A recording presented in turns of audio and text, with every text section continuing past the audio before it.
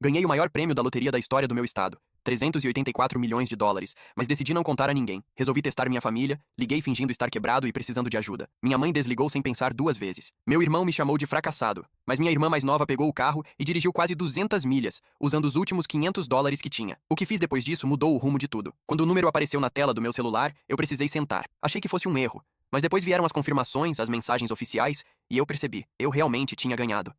384 milhões de dólares, o maior prêmio da história de Montana. Por alguns minutos fiquei paralisado. Não pensei em carros, casas ou viagens. Pensei na minha família. Na cara do meu irmão quando me chamava de inútil. Na voz fria da minha mãe quando dizia que eu nunca ia chegar a lugar nenhum. E na minha irmã, a única que ainda me mandava mensagens no Natal. Eu poderia ter ligado pra todos e dito, consegui. Mas alguma coisa dentro de mim travou. Talvez fosse orgulho. Ou talvez fosse o medo de ver o que realmente significava o amor deles. Então eu decidi testar. Esperei 3 dias antes de fazer a primeira ligação. Liguei pra minha mãe. Falei que estava falido, que tinham me demitido, que meu carro tinha sido rebocado. Pedi pra ficar na casa dela por algumas semanas. Do outro lado da linha, silêncio. Depois, uma respiração curta e um clique seco. Ela desligou. Fiquei olhando pra tela por longos segundos. Nenhuma mensagem depois. Nenhum retorno. Na manhã seguinte, liguei pro meu irmão, o mais velho, o orgulho da família. Ele atendeu com o mesmo tom superior de sempre. Quando contei que estava precisando de ajuda, ele riu. Disse que eu devia ter esperado isso, já que nunca levei nada a sério. Quando pedi, com a voz tremendo, se ele poderia me emprestar 200 dólares, ele soltou. Não sou seu banco, cara! Cresce! Desliguei antes que ele dissesse mais. A sensação era estranha. Eu tinha centenas de milhões na conta, mas me sentia completamente sozinho. Esperei mais um dia. Liguei pra minha irmã, Lily. Ela atendeu de um jeito diferente. Meio preocupada, meio surpresa. Contei a mesma história. Que tinha perdido o emprego, que estava dormindo no carro, que não sabia o que fazer. Ela ficou em silêncio por alguns segundos e depois perguntou onde eu estava. 2 horas depois, recebi uma mensagem. Saí agora. Levo umas 3 pra chegar. Aguenta firme. Ela morava a quase 200 milhas dali, em Billings, e eu sabia que o carro dela mal aguentava longas distâncias. Mesmo assim, ela veio. Quando chegou, já era noite. O carro tremia, o tanque quase vazio. Ela saiu com os olhos marejados e me abraçou como se eu fosse o último pedaço da família que restava. Disse que não tinha muito, mas que eu podia ficar com ela até as coisas melhorarem. E foi ali que eu percebi. Ela era a única que ainda via em mim um irmão, não um fracasso. Mas o que fiz depois disso não foi apenas um gesto de gratidão. Foi algo que mudou o rumo de tudo. Naquela noite, enquanto ela dormia no sofá, eu fiquei sentado na mesa da cozinha com o bilhete premiado dentro da carteira. E comecei a planejar. Na manhã seguinte, Lily acordou cedo. Fez café e fingiu que nada estava errado, mesmo com o carro ainda quente do trajeto de quase 200 milhas. Eu percebia o cansaço no rosto dela, as olheiras fundas, a camisa amassada, mas ela ainda tentava sorrir. Disse que podíamos procurar trabalho juntos, que ela conhecia um mercado que estava contratando. Ela não perguntou onde eu estava dormindo nem quanto tempo eu ficaria. Simplesmente me acolheu. E aquilo me destruiu por dentro. Eu ainda não tinha contado nada sobre o prêmio. Meu nome ainda não tinha sido divulgado, porque eu tinha optado por receber anonimamente. Ninguém fazia ideia do que eu tinha nas mãos, nem mesmo ela. Passei o dia ajudando-a em tarefas simples. Consertar uma tomada, arrumar o quintal, jogar fora caixas antigas. Tudo parecia tão normal, tão humano, que por um momento esqueci o peso do segredo que carregava. À noite, quando ela foi dormir, peguei o laptop e comecei a fazer transferências. Abri uma conta em nome dela, usando parte dos dados que eu lembrava do tempo em que dividíamos o mesmo seguro de saúde, anos atrás. Depositei 2 milhões de dólares. Uma quantia pequena perto do total, mas suficiente para mudar completamente a vida dela. No campo de descrição, escrevi apenas: obrigada por ainda acreditar em mim, S. Mas logo depois, algo me fez parar. E se ela achasse que era golpe? E se tentasse devolver? Então decidi algo maior.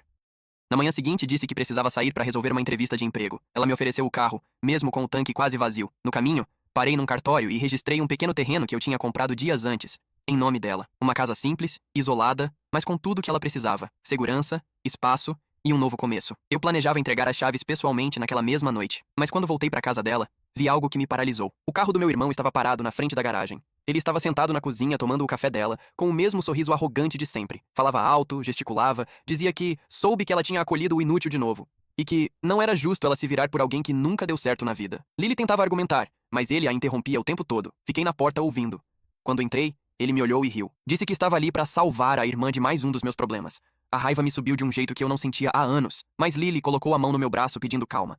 Ele foi embora poucos minutos depois, ainda debochando. Quando o carro saiu da rua, Lily se virou para mim e disse que ele só tinha vindo porque nossa mãe ligou. Ela contou que minha mãe disse que eu estava inventando histórias para arrancar dinheiro dela. Eu não respondi nada.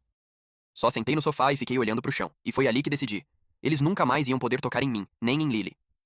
No dia seguinte, pedi para ela me levar até o posto de gasolina. Disse que precisava pensar, que queria dar uma volta. Deixei o envelope com as chaves da nova casa no banco do passageiro e antes de sair, falei apenas: lembra que eu sempre dizia que as coisas iam mudar um dia? Esse dia chegou. Ela ficou confusa, mas não perguntou nada. Enquanto eu caminhava para fora do estacionamento, o coração batia rápido. O plano estava só começando, e ninguém da minha família ia entender o que eu realmente estava prestes a fazer. Dirigi sem destino por horas. A estrada parecia infinita, e cada quilômetro me afastava da culpa e me aproximava de algo que eu ainda não sabia definir. Eu tinha dinheiro suficiente para desaparecer, começar uma nova vida, mudar de nome, mas não era isso que eu queria.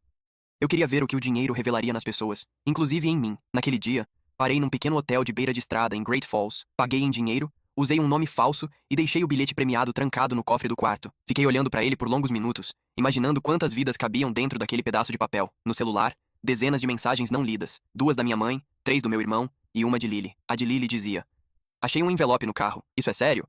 É mesmo pra mim? Fiquei encarando a tela sem responder. Eu queria que ela descobrisse sozinha o que significava, que percebesse que aquilo era apenas o começo. As outras mensagens eram previsíveis. Minha mãe dizia que precisava conversar, que tinha se precipitado ao desligar o telefone. Meu irmão, em tom debochado, perguntava se eu ainda precisava dos $200, e depois de alguns minutos mandou outro. Ouvi falar que alguém da sua cidade ganhou a loteria. Por acaso foi você? Eu li aquilo e senti algo estranho, não raiva, desgosto. Ele nunca acreditou em mim. Nem quando eu dizia a verdade. Decidi esperar alguns dias antes de voltar a falar com Lily. Nesse meio tempo, abri uma conta fiduciária e contratei um advogado usando um pseudônimo. Disse a ele que queria montar 3 fundos de investimento anônimos, um para cada membro da minha família, mas com condições diferentes. O primeiro, para minha mãe, só liberaria dinheiro se ela fizesse doações para abrigos de pessoas sem teto. O segundo, para meu irmão, dependeria de ele manter um emprego fixo por mais de 6 meses. E o terceiro, para Lily, seria integral, sem restrições. O advogado achou estranho, mas aceitou. Quando terminei de assinar tudo, percebi que não era mais sobre dinheiro, era sobre mérito. Sobre ver quem realmente tinha coração. 2 dias depois, Lily me ligou. A voz dela tremia. Disse que tinha ido até o endereço do documento que estava junto com o envelope. Quando viu a casa, achou que fosse engano. Depois percebeu o nome dela no registro e começou a chorar. Falou que queria me ver, que precisava entender o que estava acontecendo. Fui encontrá-la no mesmo café onde costumávamos ir quando éramos adolescentes. Ela chegou antes, com os olhos vermelhos e o cabelo preso de qualquer jeito. Sentou-se em silêncio por um tempo, depois perguntou se aquilo tudo era algum tipo de brincadeira. Eu disse que não.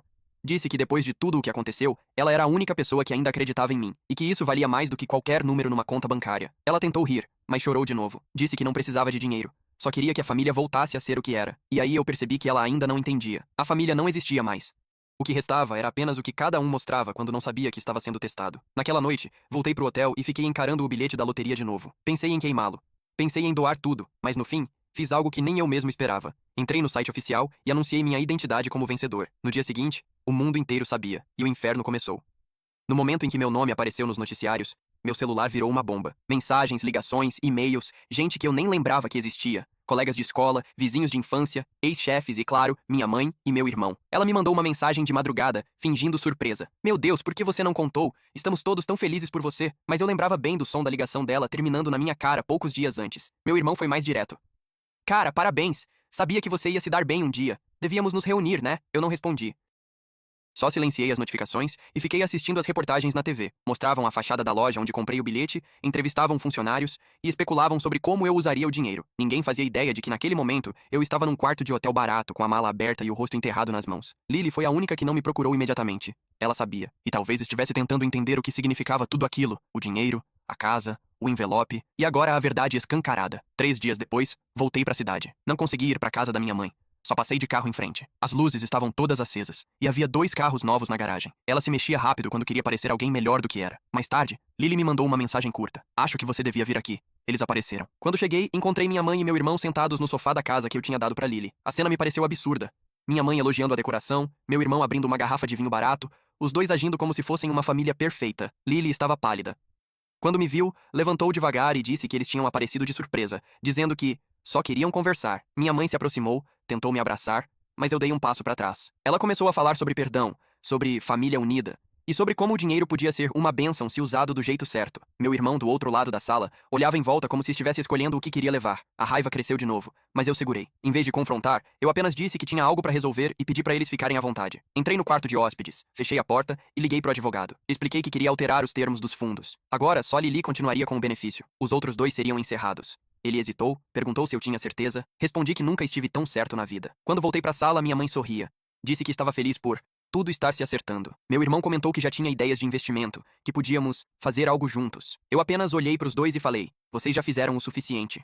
Não preciso de nada de vocês. O silêncio que veio depois foi pesado. Minha mãe tentou disfarçar a expressão de raiva, mas o controle escapou do rosto dela. Meu irmão murmurou algo sobre ingratidão e saiu batendo a porta. Lily ficou parada, com os olhos marejados, sem saber para que lado olhar. Naquela noite, depois que eles foram embora, ela me perguntou o que eu ia fazer agora. Eu disse que não sabia, que talvez sumisse por um tempo. Ela pediu para eu ficar. Disse que eu não devia enfrentar tudo sozinho. Mas havia uma coisa que ela ainda não sabia. Meu irmão não tinha ido embora da cidade. Ele tinha seguido o advogado. E o que ele fez em seguida colocou tudo em risco. No dia seguinte, acordei com o telefone tocando sem parar. Era o advogado. A voz dele estava tensa, quase ofegante. Disse que um homem o abordou na saída do escritório, dizendo ser meu representante familiar. Perguntou detalhes sobre os fundos, os valores, as condições. Disse que eu tinha autorizado verbalmente. Meu coração disparou. Eu sabia exatamente quem era. Mandei o advogado ignorar qualquer contato e transferi tudo para uma nova administradora, em outro estado, com um nome de confiança. Mas já era tarde. Meu irmão tinha descoberto que existia algo em andamento. E pior, sabia que ele não estava incluído. Algumas horas depois, ele apareceu na casa de Lily. Eu estava lá. Ele entrou sem bater, com aquele sorriso cínico que sempre precedia uma confusão. Disse que só queria conversar, que estava preocupado comigo, que achava que eu estava tomando decisões precipitadas. Mas o olhar dele não era de preocupação. Era de quem via o dinheiro escorrendo por entre os dedos. Ele começou a dizer que eu devia pensar na família, que a mamãe estava magoada, que todos mereciam uma segunda chance. Eu só o observava, tentando entender até onde ele iria. Quando mencionei que o fundo dele tinha sido encerrado, o rosto dele mudou. Ficou vermelho, os lábios tremendo, os olhos duros. Lily tentou intervir, mas ele gritou com ela, algo que eu nunca tinha visto. Disse que ela era a queridinha, que sempre foi tratada como santa, enquanto ele carregava o peso de ser o filho bem-sucedido. Falou que tudo o que eu estava fazendo era para punir a família, não para recomeçar. Ele saiu batendo a porta e o som ecoou por longos segundos. Lily se sentou no sofá, com as mãos no rosto. Disse que estava com medo do que ele poderia fazer. Naquela noite eu também fiquei. Fizemos café e tentamos agir como se nada tivesse acontecido, mas dava para sentir o ar pesado. Lily dormiu no quarto dela, e eu fiquei acordado na sala, olhando pela janela, com a sensação de que algo estava prestes a quebrar, e quebrou. Por volta das 3 da manhã, ouvi o som de um carro parando em frente. As luzes da rua mal iluminavam, mas deu para ver a silhueta dele saindo do veículo e abrindo o portão. Fui até a porta antes que ele batesse. Ele entrou, visivelmente alterado, com o rosto vermelho e os olhos fundos. Disse que não ia embora até entender por que eu o tinha traído. Respondi que não se tratava de traição. Se tratava de merecimento. Ele riu. Um riso curto, debochado. Disse que eu não tinha moral para falar de merecimento. Que eu era um fracassado que teve sorte, só isso. A raiva me subiu de novo, mas Lily apareceu na escada pedindo para ele sair. Ele olhou para ela e murmurou: "Você vai se arrepender de se meter." Depois virou as costas e foi embora, batendo o portão com força. Silêncio. Nenhum de nós conseguiu dormir depois disso. Na manhã seguinte, Lily insistiu para que eu deixasse a cidade por alguns dias, só para esfriar as coisas. Ela disse que cuidaria da casa, que eu precisava de paz. Peguei o carro e fui até um chalé isolado que eu tinha alugado discretamente perto das montanhas. Passei 2 dias lá, tentando colocar os pensamentos em ordem. Mas no terceiro dia, meu telefone tocou. Era um número desconhecido de dentro da cidade. A voz do outro lado era fria, controlada. "Se você quiser ver sua irmã de novo, vai ter que conversar comigo." Meu sangue gelou. Era o meu irmão. Por alguns segundos achei que tinha entendido errado, mas a voz dele era inconfundível. Calma, pausada, quase calculada demais. Perguntei onde ela estava, mas ele apenas disse: "Depende de você." "Quero conversar, só nós dois." O som do carro dele no fundo da ligação denunciava que ele não estava muito longe. Fiquei paralisado. Não sabia se chamava a polícia, se corria, se ligava de volta. No fim, fiz o que parecia mais certo naquele momento. Respirei fundo e pedi que ele me enviasse o endereço. Minutos depois, chegou uma mensagem curta, com coordenadas de um posto abandonado na saída da cidade. Dirigi rápido, o coração batendo tão forte que parecia querer me rasgar por dentro. Durante o caminho, pensei em 1000 possibilidades. Se era uma armadilha, se Lily estava bem, se eu devia ter deixado tudo em silêncio desde o início. Quando cheguei, o lugar estava vazio. A estrutura antiga, com letreiros enferrujados e o chão coberto de poeira. Encostei o carro e esperei. Poucos minutos depois, ele apareceu, sozinho. O sorriso cínico de sempre, mas agora com algo diferente. Uma mistura de ressentimento e desespero. Disse que Lily estava bem, mas precisava entender que a família devia vir primeiro. Respondi que, se ele realmente acreditasse nisso, nunca teria deixado ninguém para trás quando eu precisei. Ele riu. Disse que todo mundo tem um limite, e que eu forcei o dele quando decidi brincar de juiz. A conversa começou tensa, mas sem gritos. Só palavras afiadas. Eu disse que tudo o que fiz foi testar o que restava de verdade na nossa família. Ele respondeu que ninguém pede prova de amor com dinheiro, e que talvez eu fosse o mais egoísta de todos. Aquela frase me atingiu. Por um instante, percebi que ele acreditava mesmo no que dizia, e de algum modo entendi. Ele não queria o dinheiro, queria o controle. O papel de quem manda, de quem dita o que o resto deve fazer. Antes que eu dissesse qualquer coisa, ele tirou algo do bolso, uma pequena chave. Disse que era da casa de Lily. O sangue gelou. Perguntei o que ele tinha feito. Ele respondeu com um meio sorriso. Nada demais. Só garanti que ela não vai se meter até a gente resolver isso. Não acreditei. Peguei o celular para ligar para ela, mas ele deu um passo à frente, segurando meu pulso com força. Disse que não ia machucá-la, mas que precisava que eu revisse as condições do fundo, agora que tudo estava às claras. Ficamos nos encarando, os dois em silêncio, com o barulho distante de um trem passando. E naquele momento eu percebi. Ele estava desesperado, mas ainda achava que podia me intimidar. Soltei o braço e disse apenas uma coisa: "Você acabou de perder tudo." Entrei no carro e saí sem olhar para trás. Dirigi direto até o advogado, expliquei o que tinha acontecido e pedi para encerrar todos os acessos, transferir o restante para uma fundação anônima, em nome de Lily.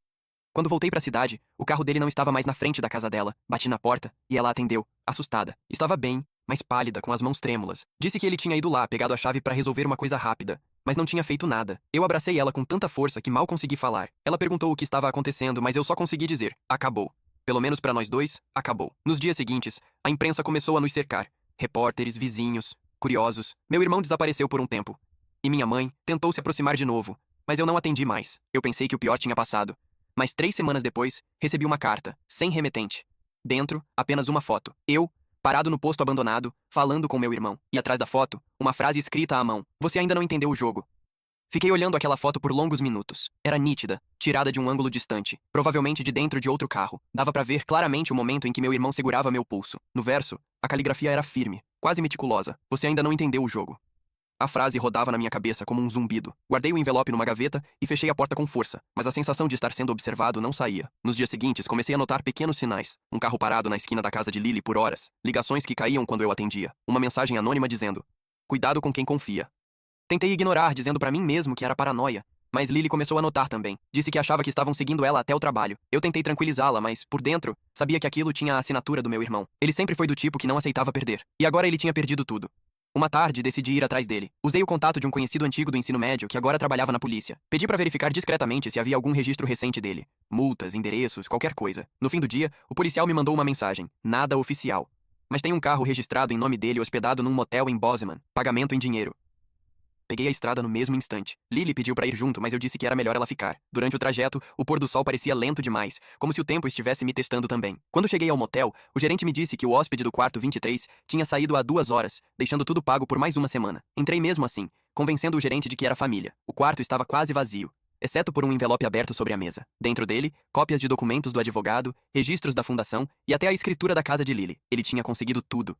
Havia também uma folha com anotações. Meus horários, os lugares que eu frequentava, o número da placa do meu carro e, no final, uma frase escrita em letras grandes. O dinheiro é só o começo. Saí de lá com as mãos tremendo. Na estrada de volta, parei várias vezes para respirar. Aquela não era mais uma disputa familiar. Era um jogo psicológico. Ele queria que eu me sentisse vulnerável, que perdesse o controle. Cheguei em casa tarde da noite. Lily estava acordada, sentada na sala, com o rosto tenso. Disse que alguém tinha deixado um presente na varanda. Uma caixa pequena, embrulhada com fita vermelha. Dentro, havia uma moeda antiga, de 1 centavo. E um bilhete. Foi aqui que tudo começou.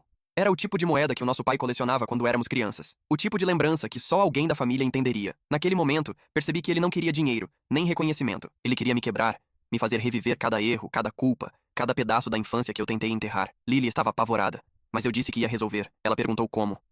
E eu respondi a única coisa que parecia certa, da mesma forma que ele começou, com um jogo. No dia seguinte, comecei a preparar minha própria armadilha, mas para funcionar, eu precisava que ele acreditasse que estava vencendo. Na manhã seguinte, fiz algo que me custou mais do que imaginei. Liguei para minha mãe. Depois de tudo, falar com ela parecia mexer numa ferida aberta. Mas se eu quisesse entender o que meu irmão estava planejando, eu precisava saber de onde vinha o rancor. Ela atendeu com a voz calma, ensaiada. Perguntou se eu estava bem, se precisava de algo. Respondi que sim, mas que queria conversar sobre ele. Houve um breve silêncio. Depois ela suspirou e disse que ele andava estranho, que falava pouco, que parecia obcecado em provar que eu não era quem fingia ser. Pedi o endereço dela e fui até lá. A casa estava diferente. Reformada, com móveis novos, cortinas caras, mas o mesmo cheiro de café queimado e silêncio desconfortável. Ela tentou agir como se nada tivesse acontecido. Me ofereceu chá, perguntou sobre a imprensa, sobre o dinheiro. Mas bastou eu mencionar o nome dele para a expressão dela mudar. Disse que ele andava frequentando reuniões com uns investidores e que certa vez ouviu ele dizer: não vou precisar roubar. Ele mesmo vai me entregar. Aquilo ficou martelando na minha cabeça o caminho inteiro de volta. Ele acreditava que eu cairia sozinho, que eu o subestimaria. Quando cheguei na casa de Lily, ela estava trancada no quarto falando com alguém no telefone. Assim que me viu, desligou. Disse que era uma amiga, mas o jeito dela denunciava nervosismo. Perguntei o que estava acontecendo, e ela hesitou antes de admitir. Ele me ligou.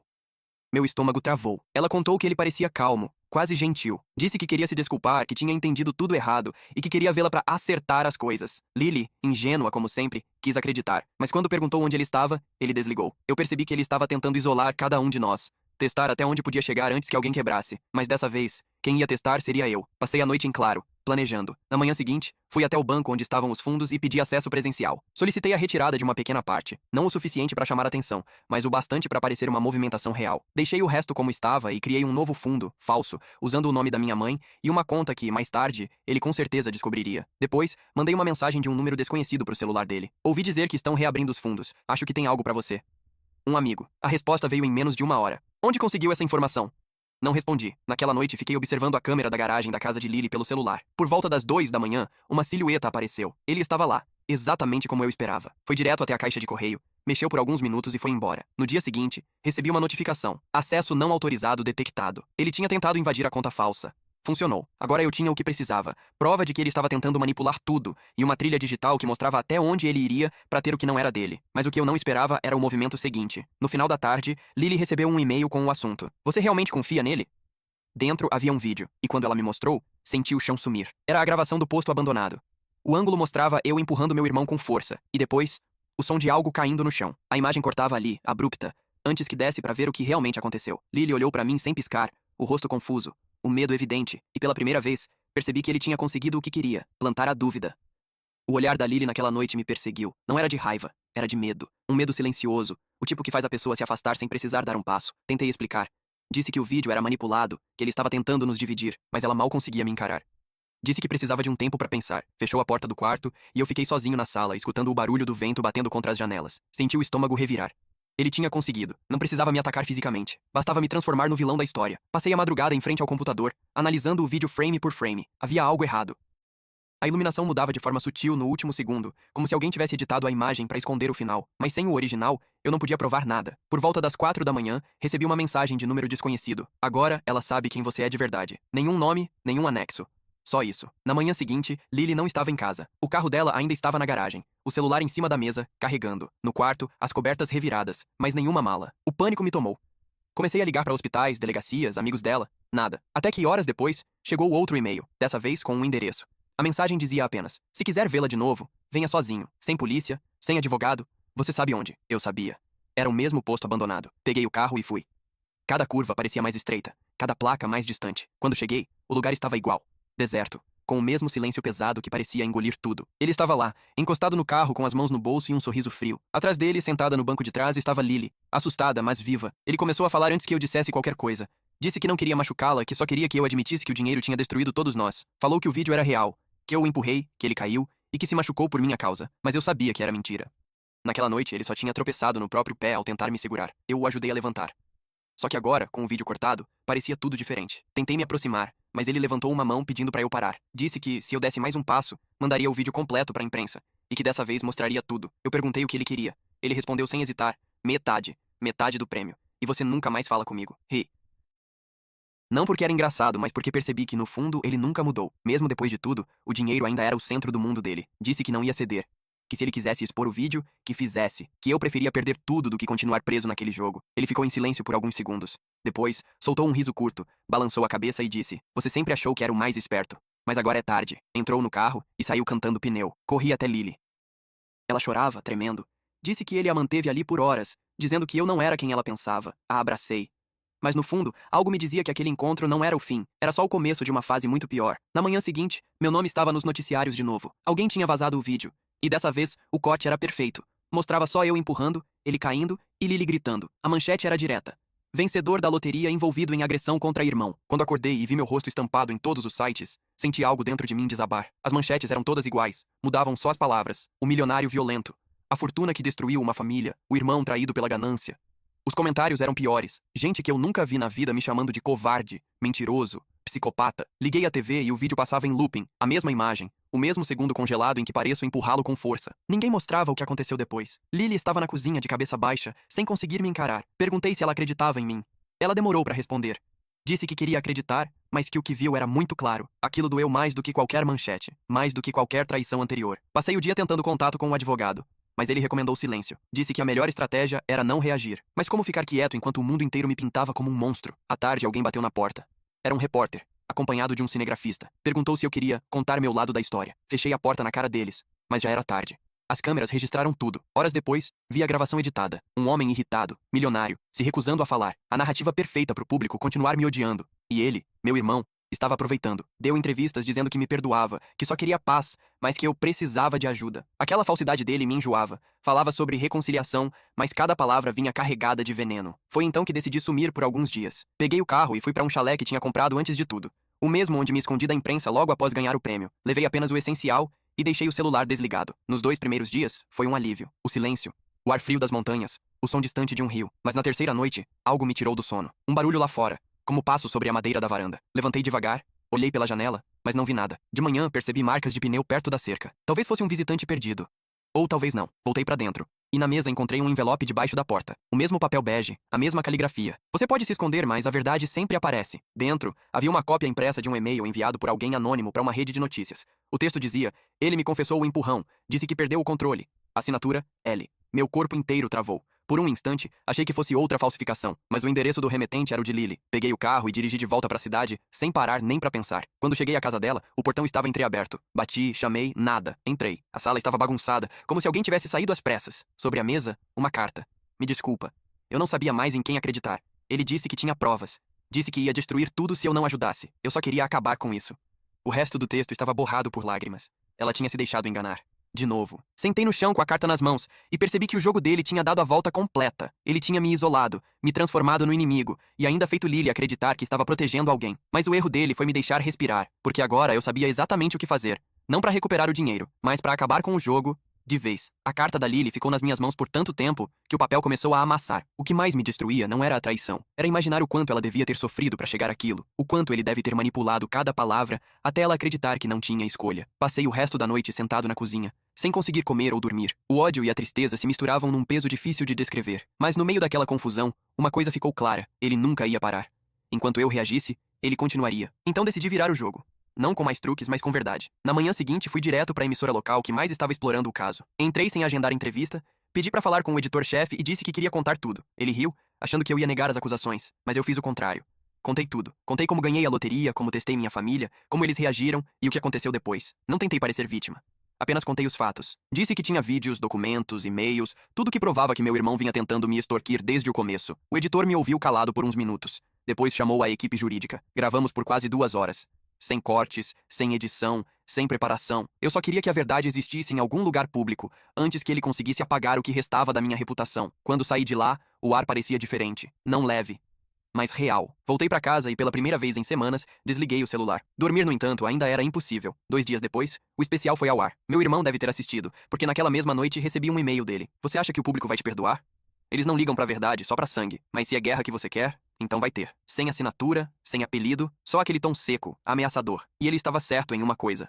O público não sabia o que acreditar. Enquanto alguns me defendiam, dizendo que o vídeo era manipulado, outros me chamavam de narcisista, acusando-me de inventar uma história para limpar a imagem. Mas pela primeira vez, eu não me importava, porque no meio de todo aquele caos, Lily voltou a me procurar. Ela apareceu na minha porta com o rosto inchado, os olhos cansados e a voz embargada. Disse que ele tinha sumido desde a noite do vídeo, que o telefone dele estava desligado e que uma pessoa desconhecida a procurou perguntando por mim, dizendo que o irmão dela estava devendo respostas. Ela estava assustada, confusa, pedindo desculpas a cada frase. Eu só consegui dizer que ela não devia ter culpa, que ele sempre soube onde atingir.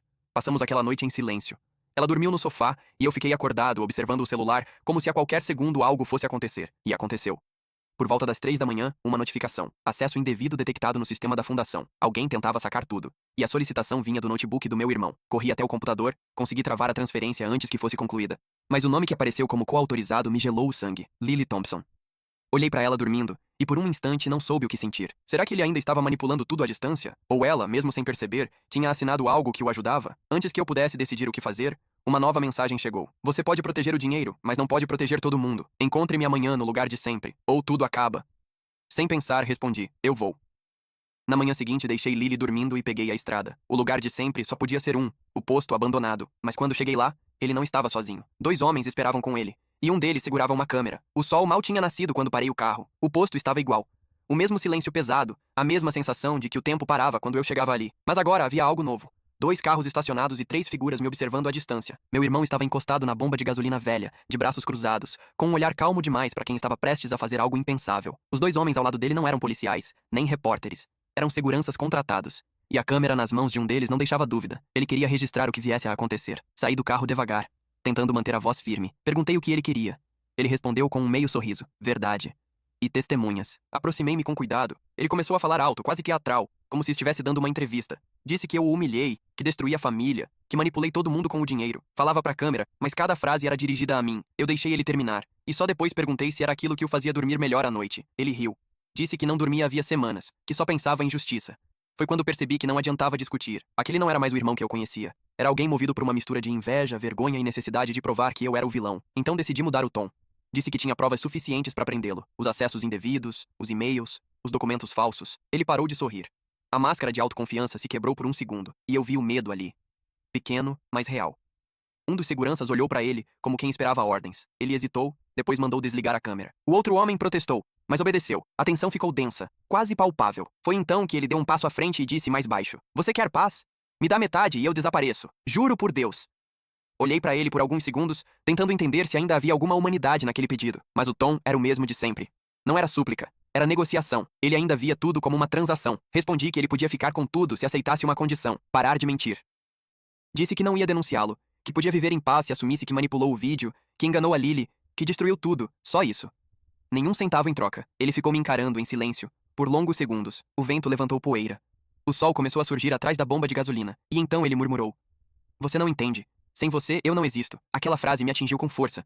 Antes que eu respondesse, ele virou de costas, entrou no carro e foi embora, deixando os seguranças confusos. Fiquei ali, parado, com a sensação de que algo muito mais grave ainda viria. Naquela tarde, quando cheguei em casa, encontrei Lily sentada no chão, chorando. Ela disse que alguém tinha invadido o sistema da fundação e transferido tudo para uma conta internacional. O advogado confirmou minutos depois. O saldo estava zerado. Toda a fortuna, os 384 milhões, tinha sumido. Sentei no chão, sem reação. Não era mais sobre dinheiro, era sobre destruição. Ele não queria metade. Ele queria que eu terminasse igual a como comecei, com nada. E de certa forma, conseguiu. Naquela noite, o noticiário anunciou: autor das denúncias contra o ganhador da loteria desaparece misteriosamente. Polícia investiga o paradeiro. Meu irmão tinha sumido. Mas no meu íntimo, eu sabia. Ele não fugiu. Ele se preparou para desaparecer. Nos dias seguintes, tudo virou um borrão. A polícia foi até minha casa, fizeram perguntas, revistaram o escritório, pediram acesso aos meus e-mails, disseram que, como o último a ver meu irmão com vida, eu era apenas uma formalidade na investigação. Mas eu vi nos olhos deles. Ninguém acreditava em coincidências. As manchetes voltaram a explodir. Agora eu não era só o milionário violento. Eu era o suspeito do desaparecimento do próprio irmão. A ironia era cruel.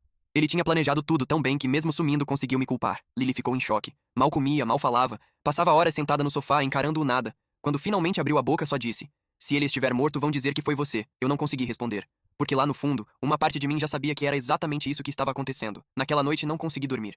Peguei o carro e fui até o posto abandonado. De novo, era como se aquele lugar tivesse virado o ponto zero da minha vida. O começo e o fim de tudo. Deixei os faróis ligados e caminhei até a bomba velha. O chão estava coberto de marcas de pneu recentes, e no meio da poeira, algo brilhava. Abaixei e encontrei uma corrente de prata com um pingente pequeno. A mesma que meu irmão usava desde o ensino médio. O estômago travou. Guardei a corrente no bolso e olhei em volta, tentando encontrar qualquer outro sinal. Mas não havia nada. Só aquele silêncio estranho, que parecia respirar junto comigo. De volta ao carro, encontrei um envelope preso no para-brisa. A mesma caligrafia de sempre. A verdade tem um preço. Está pronto para pagar o seu? Nenhum nome, nenhuma data. Mas dentro havia um pendrive. Dirigi até o chalé nas montanhas, o único lugar onde ainda me sentia minimamente seguro. Conectei o pendrive no notebook e um único vídeo apareceu na tela. Dei play. A primeira imagem era o posto, filmado de longe. Meu irmão aparecia caminhando em direção à bomba de gasolina. O vídeo era contínuo, sem cortes. Mostrava exatamente o que aconteceu na nossa última conversa. As palavras, o momento em que ele mandou desligar a câmera, o instante em que entrou no carro e foi embora. Mas depois que o carro sumiu da filmagem, o vídeo continuava. Mostrava um segundo carro chegando alguns minutos depois. Um homem saindo dele, alto, encapuzado, e caminhando na mesma direção. A filmagem terminava ali. Fiquei olhando para a tela, atordoado. O relógio no canto mostrava que isso aconteceu 10 minutos depois que eu fui embora. Ou seja, alguém o seguiu. Alguém o levou. Enviei o vídeo para a polícia no mesmo instante. Mas antes de fechar o notebook, percebi algo que me gelou o sangue. O reflexo do carro do homem encapuzado mostrava parcialmente uma placa. E os dois primeiros números eram os da minha caminhonete. Ou alguém estava tentando me incriminar com perfeição, ou alguém estava usando o meu carro. Liguei para Lily. Nenhuma resposta. Corri de volta para casa. Quando cheguei, a porta estava aberta. A sala vazia. E em cima da mesa, outro bilhete. Ela sabe mais do que você imagina. O celular dela estava jogado no chão. A última ligação feita era pro número do meu irmão. E naquele momento, pela primeira vez desde que ganhei a loteria, senti algo que nem todo o dinheiro do mundo poderia apagar. Pavor. Entrei em casa e chamei por ela várias vezes, mas o silêncio era absoluto. Nenhum som. Nenhuma resposta. As luzes da cozinha ainda estavam acesas, e uma caneca de café frio permanecia sobre a pia, como se ela tivesse saído correndo no meio de alguma coisa. Meu coração batia num ritmo descompassado. Olhei cada cômodo, abri portas, armários, até o porão. Nada. Mas na sala notei algo estranho. O tapete estava levemente deslocado, e por baixo havia uma pequena marca de arrasto, como se alguém tivesse movido algo pesado. O chão de madeira rangia, e por um instante, pensei que ouviria passos lá em cima. Em vez disso, escutei um carro passando devagar na rua. Corri até a janela. Um sedã escuro, vidros fumê, o mesmo que eu já tinha visto parado algumas vezes perto da casa de Lily nas semanas anteriores. Tentei anotar a placa, mas ele acelerou e sumiu na esquina. Peguei o telefone e liguei pra polícia. Expliquei tudo. O desaparecimento da minha irmã, o vídeo do pendrive, o carro misterioso. A atendente disse que mandaria uma viatura, mas a voz dela parecia distante, mecânica, como se eu fosse apenas mais um nome na lista. Enquanto esperava, sentei no sofá e abri a gaveta onde guardava as cópias de todos os documentos da fundação, registros bancários, extratos. Foi então que percebi uma coisa. Faltava um envelope, o que continha o comprovante da primeira transferência feita em nome de Lily, aquela que eu mesmo tinha assinado semanas atrás. Pensei em quem poderia ter pegado, e a resposta veio rápido demais. O homem encapuzado do vídeo não era ele, era alguém que ele contratou. E se a intenção era sumir, então talvez tivesse envolvido Lily desde o início. De repente, o telefone vibrou. Número desconhecido. Atendi sem pensar. Ela está bem, mas isso precisa acabar agora. Era a voz dele. Baixa, rouca, como se estivesse falando de um lugar fechado. Perguntei onde estavam, e ele respondeu: "Você tem algo que é meu. E eu tenho algo que é seu." Antes que eu dissesse qualquer coisa, ele desligou. Fiquei parado, com o telefone ainda na orelha, até perceber que uma mensagem havia chegado logo depois da ligação. Um endereço. Mas dessa vez, não era o posto. Era um armazém velho na periferia, perto da fronteira do estado. Peguei o carro e fui. Nem avisei a polícia. Não sei se por instinto ou desespero, mas sabia que se esperasse, algo pior aconteceria. A estrada estava quase deserta, o céu começando a escurecer. Cheguei em menos de uma hora. O lugar parecia abandonado. Janelas quebradas, paredes pichadas, cheiro de ferrugem e umidade. Deixei o carro com o motor ligado e entrei. A penumbra tornava difícil enxergar, mas conseguia ouvir um som metálico mais ao fundo. Caminhei devagar e então a vi. Lily. Sentada num canto, com as mãos amarradas, mas viva. Quando me viu, começou a chorar. Corri até ela, soltei as cordas e ela sussurrou: "Ele tá aqui." Antes que eu pudesse reagir, uma luz forte acendeu atrás de mim. Virei e lá estava ele. Com a mesma calma de sempre, as mãos nos bolsos e um olhar quase satisfeito. "Eu disse que ia acabar quando você entendesse o jogo", ele falou, e parece que finalmente entendeu. Tentei avançar, mas ele ergueu algo pequeno, metálico, um controle remoto. Atrás dele, uma caixa com fios e um temporizador piscando. Por um instante, não consegui respirar. Lily gritou meu nome. Ele olhou para mim e disse: "Agora você vai perder o que realmente vale." A contagem regressiva começou. 10, 9, 8. Corri até ele, mas ele recuou, ainda sorrindo. Lily puxou meu braço, gritando para sairmos dali. Peguei ela no colo e corremos até a saída. Quando chegamos à porta, o som do estouro ecoou atrás. O chão tremeu. A poeira e o calor tomaram tudo. Caímos na rua, tossindo, cobertos de fuligem. Olhei para trás. O armazém estava em chamas, e não havia sinal dele. O calor das chamas iluminava a estrada, e por alguns segundos eu só conseguia ouvir o estalo do metal se partindo lá dentro. Segurei Lily, tentando afastá-la da fumaça, mas ela tremia tanto que mal conseguia ficar de pé. Os carros começaram a parar, gente gritando, sirenes ao longe, e eu parado ali, vendo o fogo engolir o armazém que minutos antes podia ter sido o fim de tudo. Um bombeiro me puxou para trás, perguntando se havia mais alguém lá dentro. Tentei responder, mas a voz não saía. Só consegui balançar a cabeça. Por um instante, acreditei que ele tivesse realmente morrido, que de algum jeito o próprio plano dele tinha se voltado contra ele. Mas parte de mim não acreditava. Meu irmão era o tipo que nunca deixava o fim ser o fim. Fomos levados ao hospital. Lily teve algumas queimaduras leves, nada grave. Eu saí ileso, só coberto de fuligem e cansaço. Enquanto esperávamos atendimento, ela segurou minha mão e disse, com a voz quase sumindo: "Ele disse que tudo isso começou por culpa sua, que você o apagou da vida da gente. Que ele só queria que você o visse." Aquilo ficou ecoando na minha cabeça. Por um instante esqueci o fogo, as câmeras, o caos, e pensei em nós dois quando ainda éramos crianças. Antes da raiva, antes do dinheiro, ele sempre quis ser notado. Sempre quis ser o primeiro. Horas depois, os bombeiros confirmaram que haviam encontrado um corpo entre os destroços. Sem documentos, parcialmente carbonizado, mas com um pingente de prata no pescoço. O mesmo da corrente que ele sempre usava. O detetive perguntou se eu queria ver. Disse que não. Talvez por medo de descobrir que era mesmo ele. Ou pior, de descobrir que não era. Nos dias seguintes, o caso virou manchete nacional. As teorias se multiplicavam. Homicídio, encenação, desaparecimento forjado. A polícia investigava, mas nada fechava completamente. O dinheiro, curiosamente, começou a reaparecer em pequenas parcelas, transferido de volta para as contas originais da fundação. Sem rastros de origem. Era como se alguém estivesse devolvendo, aos poucos, tudo o que tinha sido tirado. Lily voltou para casa, tentando reconstruir alguma rotina. Disse que queria se afastar da cidade, recomeçar em outro estado. Eu incentivei. Disse que ela merecia paz. Quando ela partiu, fiquei sozinho no chalé, sem ruído, sem telefone, sem imprensa. Às vezes, o silêncio ainda me parecia o mesmo do posto abandonado. Certa noite, alguns dias depois, fui até o lago atrás da casa. O vento estava gelado, o reflexo da lua se movendo na água. No bolso do casaco, encontrei algo que não lembrava ter colocado ali. Um pequeno bilhete dobrado, papel amarelado, caligrafia familiar. "Você nunca entendeu o jogo. Mas agora o prêmio é todo seu." O coração disparou. Olhei em volta, mas não havia ninguém. Só o som distante de um motor, sumindo pela estrada. Guardei o bilhete, sentei à beira do lago e fiquei olhando o reflexo da lua. Não sei se ele morreu, se fugiu, ou se estava em algum lugar assistindo tudo, satisfeito por ter deixado a dúvida. Mas uma coisa era certa. O prêmio que eu achei que era um milagre tinha se tornado uma maldição que nunca mais ia embora. E pela primeira vez eu entendi. Alguns jogos não têm vencedores, só sobreviventes.